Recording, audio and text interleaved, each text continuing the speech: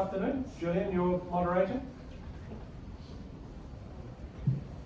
And we changed gear for this afternoon, and we're moving a little bit off very Hong Kong-centric discussion into talking about tokenized asset classes, private and public markets, and the rails that are all going to make this hang together and work. So over to you, Julien, for the first panel.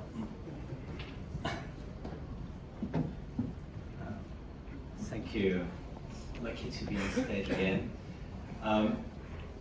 Function markets are about 400 trillions.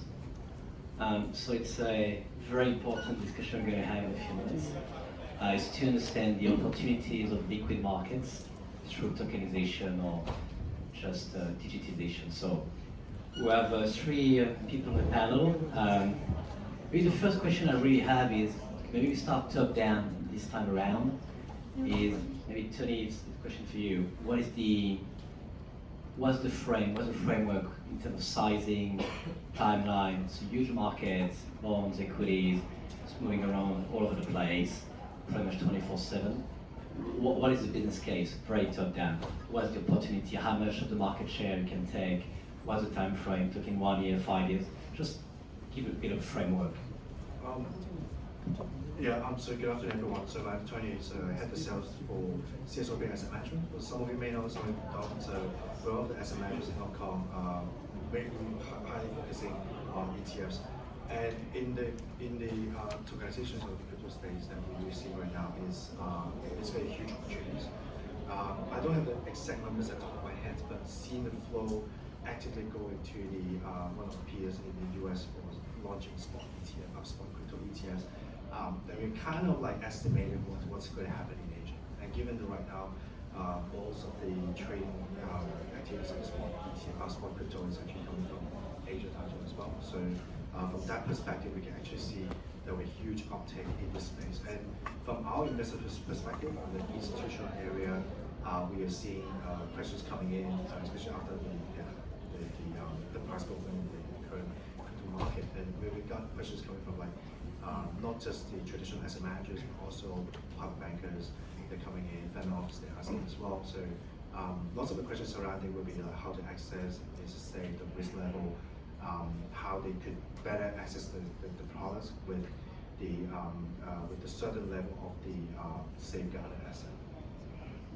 And maybe Tony, because you see most of the asset classes, which asset class you think the most mature to be tokenized in size first? Yeah, so in terms of the tokenizations part, we are seeing that in the future time, I don't think it will take decades, but then we are seeing the mutual fund area will be probably the first one to adopt to tokenizations. It will broaden up the whole distribution landscape. So rather than traditionally additional funds through banks, different areas like wealth platforms, and maybe the robo-advisors and the internet platforms or the internet brokers. But then, if once we tokenize it, let's say a mutual fund or even a tactical portfolios that we manage a mandate for, and we can basically like sell to cover, put on exchange and then cover trade like 24/7 within a certain boundaries of within the regulations. So I do believe the traditional asset class like the equities or fixed income will probably go first. And in terms of the vehicles, we will probably the unit trust and mutual funds. Andy, you want to say a few words on the mutual fund being tokenized? And if you can introduce yourself quickly, who are you, what do you do, who do you work for, and what's your superpower? We could see as well. Sure. Superpower, not that great, but I'm the senior advisor to Peach Income Fund. So we are one of the fully regulated platform that deals a lot on RWA matters. And to be very honest, I think one of our starting point is that we have team members who are very, very crypto native. Some of us started as early as 2017, and then we have very experienced institutional banker and bankers as well. So this is where I come from. I totally agree with Tony about mutual funds, and in fact, I think tokenizing them, maybe in my own humble opinion, is a piece of cake. And the uptake will be really, really big. As you can see from a lot of these spot ETF in US right now, I dare say that in time to come, and when Hong Kong opens up, I wrote an article actually a few days ago about who's going to be the next, probably Hong Kong, probably Australia, but I still felt that in terms of Asia, Hong Kong side, I think probably more than half of the current volume could be coming from our end. So I think it's a very bullish sign, and whichever company or institutions who are trying to tokenize some of their products, I'm not going to name specific products, but if you are trying to tokenize something, I think right now is the best time to do it, because BTC is up, traditional finance market is good, so this is the best time to do whatever use case that you want. Without going too much into details, you said the mutual fund tokenomics is a piece of cake. I'm using the word.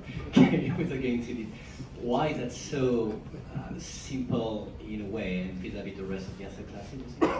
I think it's more acceptable, in the wider market. Simply put it in this manner. Nick, next question's for you. You want to start with a quick intro? You want me to have the question first? You can give me the question as well. Okay, we were discussing yesterday about the end goal, the end state. Everything's becoming tokenized and on multi-chains, on one universal chain, and all fluid, and that's the magics. It might take a few years of work, but we all have businesses, we'll have resources, we'll have constraints, profits, losses, people, hiring, firing. How do you manage the end goal, which is beautiful on a piece of paper, and running your business day to day, managing your resources? How do you invest vis-a-vis running your day to day? Yeah, so how do we get to the dream, right? So let me just introduce myself quickly. My name is Nicholas Dunham-Wilson. I'm CEO for Asia for GFO-X. We are a licensed, centrally cleared crypto derivatives exchange in London. We have a Hong Kong R&D hub, which is why I'm here. I was going to give you my secret power actually, because he asked me what my secret power was beforehand. I'll tell you what my secret power is. I cook the best steak probably in this room, so that is my secret power. Okay, that's well noted. As for the rest, how do we reach the dream? We know where we want to get to, right? Because we know that tokenizing items, assets, is just a form of containerization. Modality is really important in how we really approach the world. How do we make everything into a unifying form so we can lose friction within the system? So I think we kind of all know that that's the logical place we need to get to. But as a business, how do you get there? You have P&L. You've got to make money. You've got to make investments. Everybody's competing for dollars within your company. So how do you get there? And so, just speaking from our perspective, right? So we're in the derivative side. Is that really we've got to put the new asset class onto old rails first of all, because by doing that we can actually get some dollars coming in. So whether it's an ETF, which is a similar thing, and it's not dissimilar to the early internet going on phone lines, right? You have to use old rails first. Or when the car was first developed, you actually have to drive that car down horse tracks, right? Until people get with the program. People make a bit of money, so they see the dream. So you've got to make P&L so you can reinvest in what you actually want to do. So the next part was actually is slightly different to that. Is that how do you get there? Should we be on permission chains, non-permission chains, public chains, private chains? And I think again, from our perspective, this is very much a journey. We can't get to end state straight away. There is a big canyon between us and end state, and we've got to build that bridge till we get there. So whilst conceptually we should all be on public chains where we have full transparency and we get the full benefit of the blockchain, we can't get there straight away. We probably need to start off on a permissioned chain. The way we're thinking about it is that we have latency issues to think about, right? We've got to deal in fractions of seconds. Can I do that on a public chain when somebody's just launched a hot NFT, right? No, I can't have a 10-minute trade time. So we would probably have to start on a permission chain. We've got basic KYC, privacy considerations we have to take in place. I don't believe that there's a decent identity layer yet on the public chain. I know tons of people are building it, probably some of you are out there, but we need that identity layer first before we can start feeling more comfortable with it. Thanks. I have a question for each of you. The liquid markets have become high-frequency trading, collocation, nanoseconds, microseconds, being close to the exchange, trading as fast as possible. Do you think that's potentially contradictory with the blockchain, which at some point, though there are multiple developments, can be slower? Do you think at some point it would be really an element of this high frequency business, which is most of the big traders, hedge fund are on the high frequency? Do you think that it's going to be the impediment to move totally on the blockchain? Sure. Yeah. So my point of view on this is that it depends where you think you're going to containerize information. Is it pre-trade or post-trade, right? So pre-trade, actually at the point of trade, I think that's going to be tough to do if you're talking high frequency.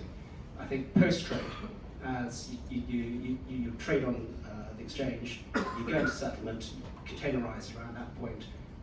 That's where you have your smart contract, but that's where you have your atomic settlement, and you build in your initial margin, variation margin rules around that. So you could probably do that post-trade. Do you want to comment on that? Yeah, so I would say that for high frequency traders coming in for all the asset class that we see, it's actually helping them on the liquidity side of things. So it is good and balance on one hand, but I don't really see that it might kind of contribute to the creations of the whole chain or the technology side of it. It's actually kind of providing natural liquidity, but at the same time you're attracting investors to come in the space as well. So that's from the investment perspective that I see. Thank you. I think most of us in the room are somehow longer BTC, and the ETF in the US have helped us to create a bit of wealth, additional wealth the last few weeks. The point being, we've seen a record volumes and inflows into ETF in the States, and we're seeing in the next batch might be in Hong Kong. So ETF is a relatively old product, if I may say, well known, well identified, the biggest trading product in the world, the ETPs. Do you think that going to that well-known product to trade crypto or digital asset is the right step, number one, to get people to understand the ecosystem, or you think the ETP ETF will be challenged quickly? How do you see this necessary step, or it's actually a step we should skip? Andy? Sure. I'll take this on. I think it's a very natural progression, for the market, because this is a way for the traditional finance people or the industry to get a feel on how the crypto market is going to be like, and that is actually what we are trying to do, at Pitch.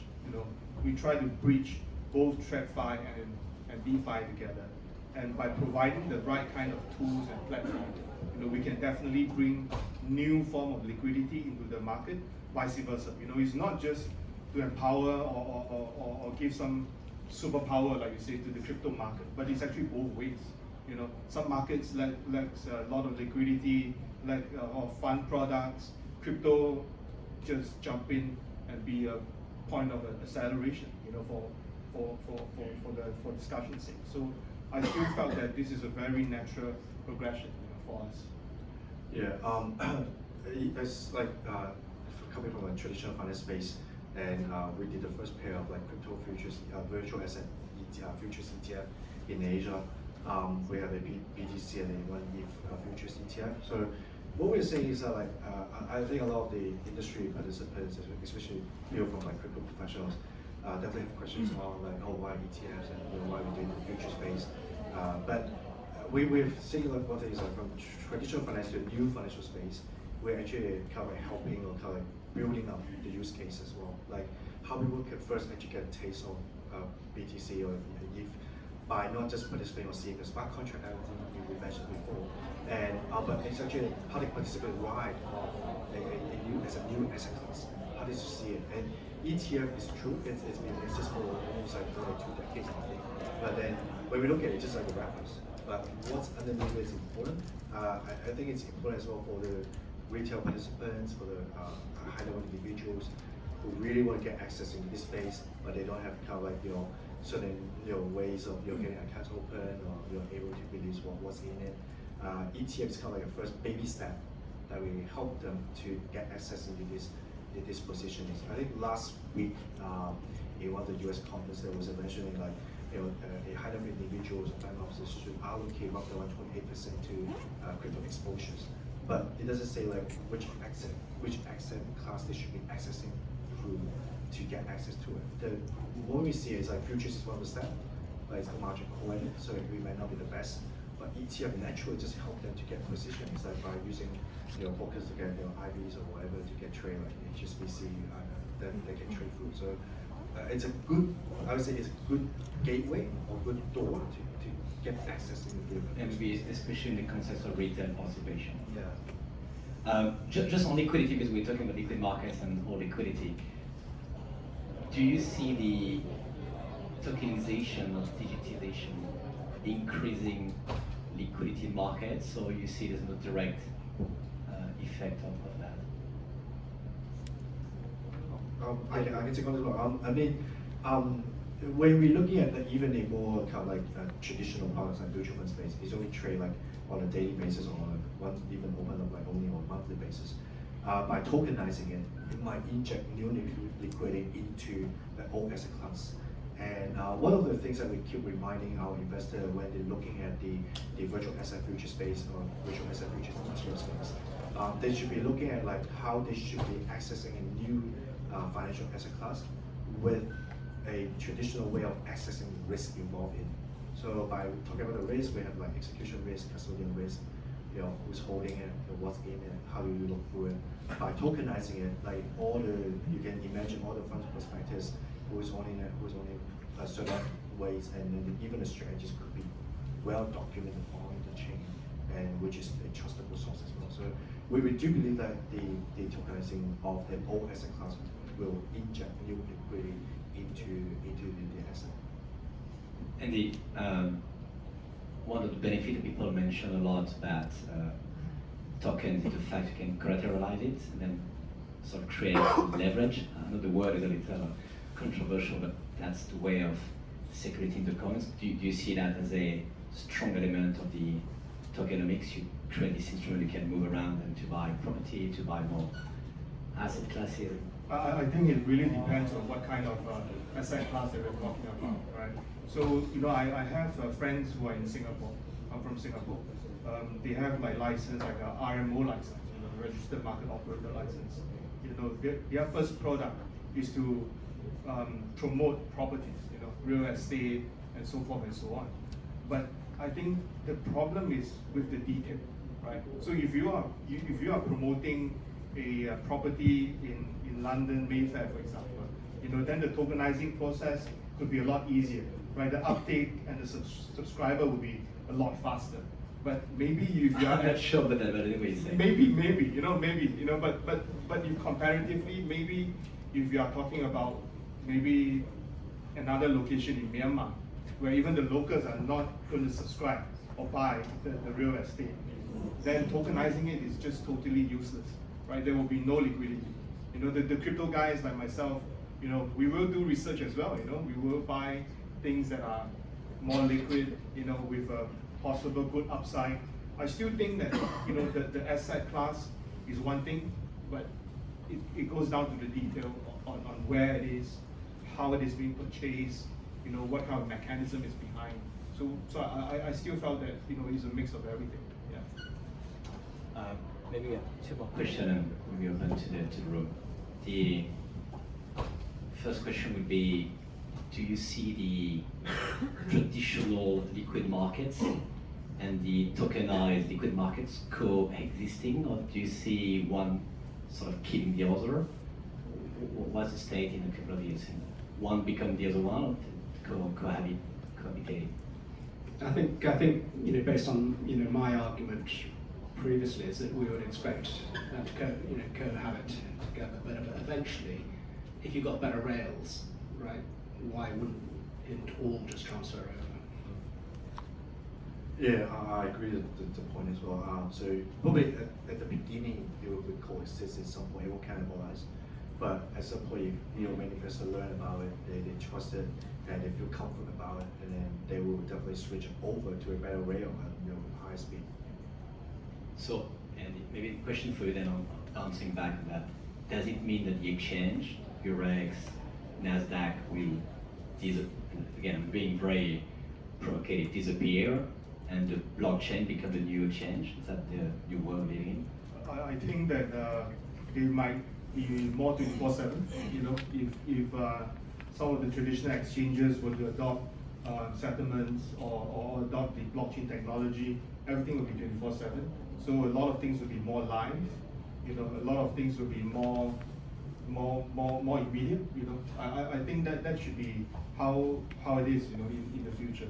Whether it's going to be a carbon exchange, for example, or whether it's going to be just a pure stock exchange, things will be very, very fluid, liquid, and reaction time will be, a lot faster than what you see right now. Just on that, without going too much in details again, do you see a corporation, a large corporation, let's take an example, Microsoft, could say, I don't need an exchange anymore, I've got the blockchain technology, I could create my own private chain, and then people can just trade with me. So I'm the corporation, I run my business, I become my own exchange, and I become my own private chain, and I control the full verticality. Do you think that's where we're going, Andy or Tony, or do you think that's impossible because? So we putting the regulations out of the way. I think that's possible, right? But with the regulatory body in the way, I don't think that's going to, because it's where the money is going, right? So I'm not too optimistic about that. I think it will just. I do believe it's still break into different parts. Like professionals comes in and focusing on the certain part that they're looking into. I mean, like IPO market has existed for decades, more than 100 years almost. But IPO, like you still need lawyers and bankers and all the other documentation. So I think it's the big pool of money is there, and people definitely jumps in. So yeah, not just the regulators, but everyone will just jump in. I think just the US market's only 5 stocks anyway now, so I think they can just go direct. Why bother with the exchange? All right. Just maybe last question. Really, we talk about the blockchain. I don't know. I mean, exactly how many? I think there's 72 blockchain that sort of liquidity. I'm sure I'm more. Andy, you correct me later. But let's say it's 50 blockchain that people tend to use right now. And you could have the private chains, the Goldman Sachs, they create their own private chain. How do you see the end state? There would be one blockchain.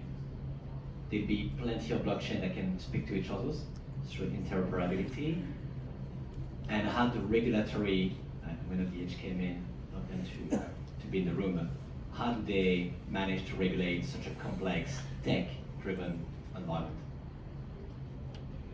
So when we're talking about the chain, I think it's kind of like the internet, where actually the most efficient is just having a really dumb infrastructure, right? You don't want the smarts within that.